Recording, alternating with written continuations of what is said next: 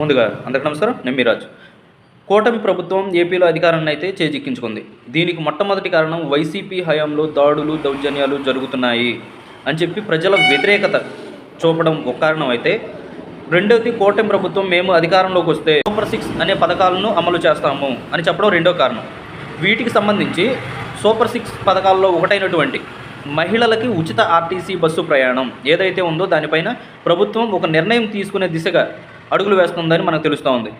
వీటికి సంబంధించి పక్క రాష్ట్రాలు ఏవైతే ఉన్నాయో, కర్ణాటక కావచ్చు, లేకపోతే తెలంగాణ కావచ్చు, వీటిలో కూడా ఉచిత ఆర్టీసీ బస్సు ప్రయాణం అనేది అమలు చేయడం జరిగింది.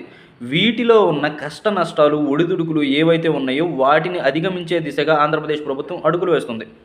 ఇలాగే ఆ ఒడిదుడుకులను తట్టుకుని నిలబడేలాగా అడుగులు వేసే ప్రయత్నంలో ఒక మంత్రుల బృందంతో కూడినటువంటి ఒక కమిటీని ఏర్పాటు చేసింది ఆంధ్రప్రదేశ్ ప్రభుత్వం.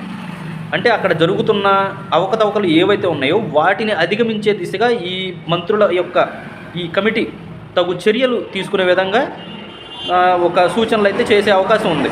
వీటికి సంబంధించి ఈ కమిటీ ఏదైతే ఉందో ఈ కమిటీలో రవాణా శాఖ కావచ్చు, లేకపోతే మహిళా శిశు సంక్షేమకు సంబంధించిన వాళ్ళు కావచ్చు, లేకపోతే హోమ్ మినిస్టర్, ఈ 3 శాఖలతో కలిసినటువంటి మంత్రులు ఒక కమిటీగా భేటీ అయ్యి తగు చర్యలు ఏ విధంగా తీసుకోవాలి అనే దానిపైన సూచనలు ప్రభుత్వానికి ఇవ్వనున్నారు అని మనకు తెలుస్తూ ఉంది.